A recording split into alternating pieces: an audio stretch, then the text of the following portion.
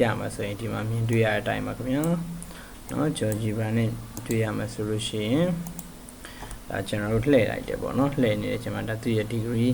တိုင်းဒါ180မှာဆိုတစ်ထက်တည်းကြာအောင်မယ်360ကိုရောက်တဲ့အခါမှာမူရင်းပုံတိုင်းပြန်ဖြစ်သွားမယ်ပေါ့နော်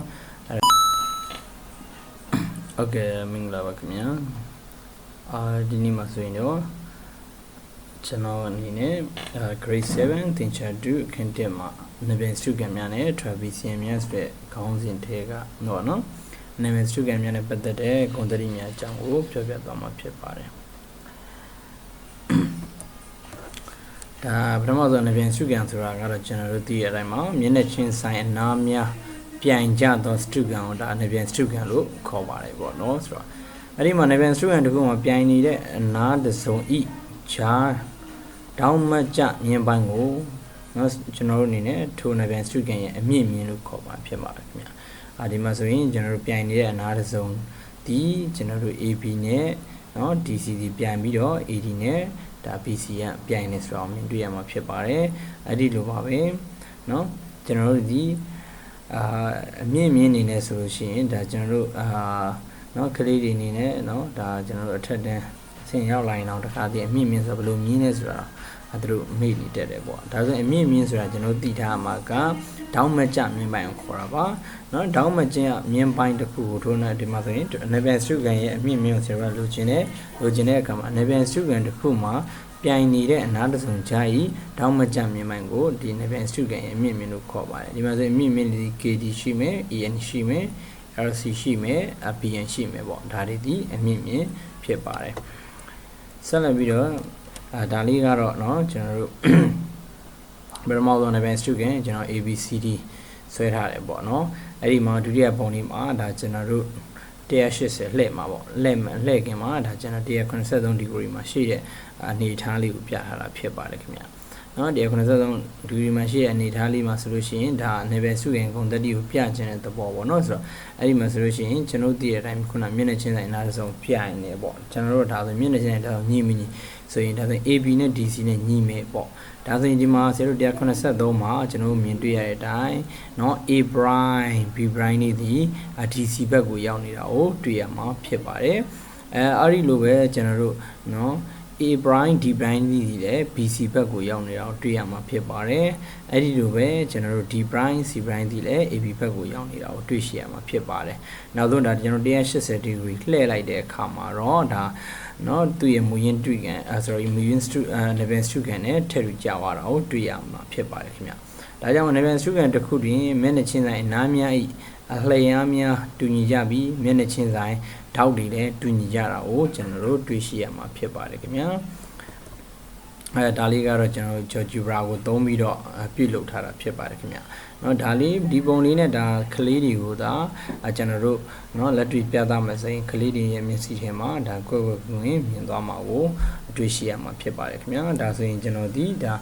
နဗင်စတုကံလေးကိုဒါ180ဒီဂရီပေါ့ဒါ180ဒီဂရီဒီကျွန်တော်နိုင်လက်တန်ပြောင်းပြန်ပေါ့နော်လှည့်ခြင်းဖြစ်ပါတယ်ခင်ဗျဒီနေရာမှာနိုင်လက်တန်အတက်လှည့်မယ်ဆိုလည်းရပါတယ်အဲ့တော့ဒီမှာဘာကိုပို့ထားပြီးလဲတာလဲဆိုရင်သူ့ရဲ့နဗင်စတုကံဖြတ်မှတ်ပေါ့နော်တောက်ဖြတ်မင်းရဲ့ level တောက်ဖြတ်မင်းရဲ့ဖြတ်မှတ်တောက်ဖြတ်မင်းရဲ့အကြောင်းရဲ့ဖြတ်မှတ်ပေါ့နော်အဲ့ဒီအမှတ်လေးကိုဘိုးပြုတ်ပြီးတော့ဒါကျွန်တော်လှည့်ခြင်းဖြစ်ပါတယ်ခင်ဗျဒီမှာတွေ့ရှိရတဲ့အတိုင်းဒါတောက်ကလေးကအပေါ်မှာဟာလာကျွန်တော်94ဒီဂရီမှာဆိုရင်ဒီအနေထားလေးရှိသွားတာကိုတွေ့ရှိရမယ်ဖြစ်ပါတယ်အဲ့တော့ကျွန်တော်180ဒီဂရီရောက်တဲ့အခါမှာဒီအခုကျွန်တော်လှည့်နေတဲ့အနီရောင်နဗင်စတုကံလေးကအပြိုင်နဗင်စတုကံလေးနဲ့တစ်ထက်တည်းကျက်ရှိသွားမှာကိုတွေ့ရှိရမှာဖြစ်ပါတယ်ခင်ဗျဒီမှာဆိုရင်တဖြည်းဖြည်းနဲ့ကျွန်တော်တို့เนาะAB prime တွေဟာဒီဘက် DC နဲ့ညီတော့မှာဖြစ်ပါတယ်အဲ့ဒီလိုပဲA prime D prime တွေကလည်းကျွန်တော်တို့ BC နဲ့ညီတော့မှာဖြစ်ပါတယ်အဲ့ဒီပါပဲ C prime D prime တွေကလည်းဒါ BA နဲ့ညီတော့မှာ AB နဲ့ညီတော့မှာဖြစ်ပါတယ်ခင်ဗျာเนาะဒါလေးကိုကျွန်တော်တို့တွေ့ရှိရပါတယ်အဲ့တော့ကျွန်တော်ကဒီနေရာမှာဒါလေးကိုကျွန်တော်ဂျော်ဂျီဘရာနဲ့ကျွန်တော်ပြမှာဆိုရင်ဒီမှာမြင်တွေ့ရတဲ့အတိုင်းပါခင်ဗျာနော်ဂျော်ဂျီဘရာနဲ့တွေ့ရမှာဆိုလို့ရှိရင်ဒါကျွန်တော်တို့လှည့်လိုက်တယ်ပေါ့နော်လှည့်နေတယ်ကျွန်တော်ဒါသူ့ရဲ့ degree တိုင်းဒါ180မှာဆိုတစ်ထက်တည်းကြာအောင်မယ်360ကိုရောက်တဲ့အခါမှာမူရင်းပုံတိုင်းပြန်ဖြစ်သွားမယ်ပေါ့နော်အဲ့တော့ကျွန်တော်ပြန်ပြီးတော့ပြရှိမှာဖြစ်ပါတယ်ခင်ဗျာအဲ့ဒါ180နှစ်ပေါ့ကျွန်တော်ပြန်ဆုပ်လိုက်ပါမယ်180မှာဆိုရင်ဒါတစ်ထက်တည်းကြာရှိသွားတာကိုမြင်တွေ့ရမှာဖြစ်ပါတယ်ခင်ဗျာနော်ဒါကြောင့်လည်း student ရဲ့မျက်နှာချင်းတိုင်းနားတွေကညီလဲညီတယ်မျက်နှာချင်းနားတွေကညီလဲညီတယ်နောက်မျက်နှာချင်းတိုင်းတောက်တွေညီတာကိုလည်းကျွန်တော်တို့ဒါဒီGeoGebra မှာသုံးထားတဲ့ animation လေးကိုကြည့်ပြီးတော့ဒါမြင်တွေ့ရမှာဖြစ်ပါတယ်ခင်ဗျာဆက်လက်ပြီးတော့ကျွန်တော်တို့ကနော်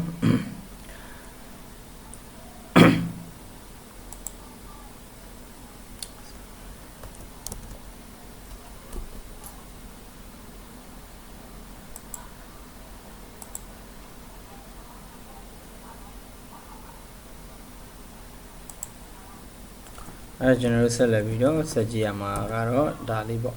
Enable Student တစ်ခုရဲ့တောက်ဖြတ်မြင်တစ်ခုဒီထို Enable Student ကိုထောက်ပံ့ပြီးထပ်တူညီတူရင်တစ်ခုဖြစ်ပေါ်စေတယ်ပေါ့နော်ဆိုတော့ဒီမှာဆိုကျွန်တော် Enable Student ABCD ပေါ့အဲ့ဒီမှာကျွန်တော်ကဒါအနီရောင်လေးနဲ့အပြန်အောင်လေးနဲ့ပေါ့နော်နှစ်ခုရှင်းပြထားတယ်နော် triangle ABC ရ triangle ADC ရပေါ့ဒါ180လှည့်လိုက်မယ်ဆိုလို့ရှိရင်အပေါ်ကအနီရောင်လေးနော် triangle ABC ဒီအောက်က triangle ADC နဲ့တစ်ထပ်တည်းကြာရှိတာကိုတွေ့ရှိရမှာဖြစ်ပါတယ်ခင်ဗျာဒီမှာဆိုဒါ animation လေးနဲ့ကျွန်တော်ပြထားခြင်းဖြစ်ပါတယ်ဒီမှာဆိုလို့ရှိရင်ဒါအပေါ်တွေ့ကန် A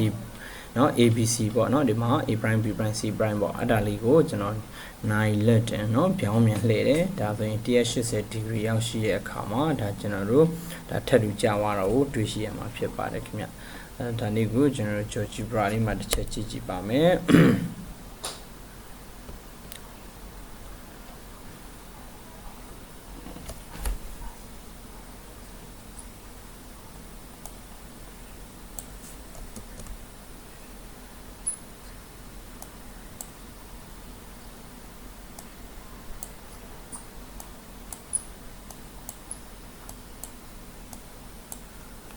โอเคအဲ့တော့ကျွန်တော်ကြည့်ပါမယ်ခင်ဗျအဲ့တော့ဒီမှာဆိုရင် Enable Student လေးရတာသူလှည့်နေတာဖြစ်ပါတယ်ခင်ဗျ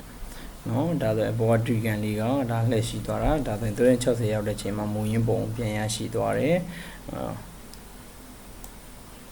ကျွန်တော်ဒီမှာ180ပေါ့နော်180ရောက်တဲ့အချိန်မှာဒါတစ်ထပ်ထဲကျရှိသွားတာကိုတွေ့ရှိရမှာဖြစ်ပါတယ်ခင်ဗျာနော်ဒီပုံလေးကိုကြည့်ခြင်းအဖြစ်ဒါကြောင့်မို့ဒီပုံလေးကိုကြည့်ခြင်းအဖြစ်ကျွန်တော်တို့ဒီဒါကလေးတွေနေနဲ့ဒါမျက်စိတွေမှာရှင်းနေမြင်ဖို့ဆိုရင်ဒီလိုလေးလုပ်ပြလိုက်မယ်ဆိုရင်ပို့ပြီးတော့ကလေးအနေနဲ့ရှင်းရှင်းလေးနဲ့မြင်ရှိသွားမှာဖြစ်ပါတယ်ခင်ဗျာဒါကြောင့် Enable Student တစ်ခုရဲ့တောက်ဖြတ်မြင်တစ်ခုဒီထို Enable Student ကိုထောက်ပိုင်းပြီးထပ်တူညီတူရင်တစ်ခုကိုဖြစ်ပေါ်စေတာကိုသတိပြခြင်းဖြစ်ပါတယ်ခင်ဗျာပုံလေးနဲ့ဆက်လက်ပြီးတော့ကျွန်တော်တို့ကဒါ Enable Student တစ်ခုရဲ့တောက်ဖြတ်မြင်များဒီအချင်းချင်း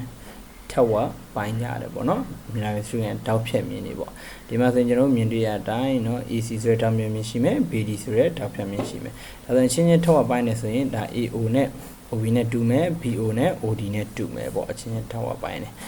ဒါဒီဒုတိယပုံဒီမှာဆိုရင်ဒါ181 degree မှာရှိတဲ့အခြေအနေလေးကိုကျွန်တော်ပြသထားခြင်းဖြစ်ပါတယ်ကျွန်တော်ဒီဘက်ကเนาะ A ကျွန်တော်ဒီဒါ A prime B prime O prime ရဲ့နောက် A prime D prime O prime ကိုကျွန်တော်လှည့်တာပေါ့နော်လှည့်တဲ့အချိန်မှာဒါ180 degree မှာတွေ့ရှိရတဲ့ပုံလေးဖြစ်ပါတယ်180 degree လှည့်လိုက်တဲ့အချိန်မှာဒါတစ်ထပ်ထဲ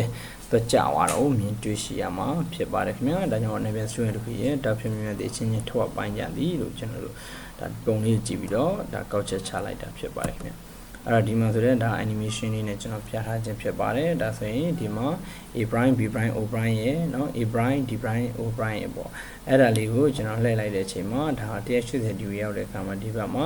စိမ်းအောင်လေးနဲ့အနီရောင်လေးမှာတစ်ထပ်တည်းကြာရှိသွားမှာကိုမြင်တွေ့ရမှာဖြစ်ပါတယ်ခင်ဗျာအဲ့တော့ဒီဟာလေးကိုကျွန်တော်တို့ GeoGebra မှာတစ်ချက်ကြည့်ကြည့်ပါမယ်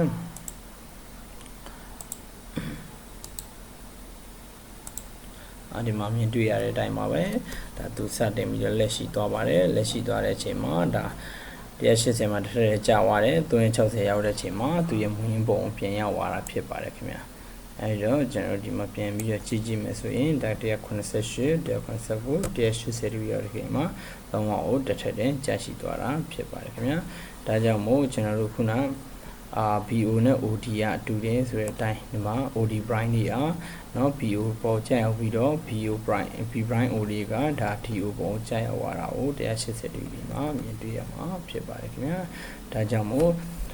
ဒါဒီ GeoGebra လေးနဲ့ကျွန်တော်တို့ကကလေးတွေကိုသင်ပြမယ်လက်တွေ့ပြတာမစင်ကလေးတွေရဲ့မျက်စိထဲမှာလည်းမြင်သွားပြီးတော့ဒါgeometry ပိုင်းပေါ့နော် geometry ပိုင်းလေးကိုကလေးအနေနဲ့ရှင်းမြင်လို့လာမှာဖြစ်တယ်ပေါ့နော်ဒါကြောင့်မို့ကလေးတွေကိုကျွန်တော်သင်တဲ့အခါမှာเนาะတကယ်သင်ထောက်ကူတွေနဲ့လည်းသင်နိုင်တယ်လို့အခုလိုမျိုးเนาะကျွန်တော်ဒီ GeoGebra မှာပုံဆွဲပြီးတော့ဒါ PowerPoint လေးတွေနဲ့ပြပြီးတော့ကလေးတွေကိုပြတာမှာဆိုလဲပို့ပြီးတော့ထိရောက်တဲ့နည်းလမ်းတွေဖြစ်ပါတယ်ခင်ဗျာကြည့်ရှုသူများအားလုံးအဆင်ပြေကြပါစေခင်ဗျာ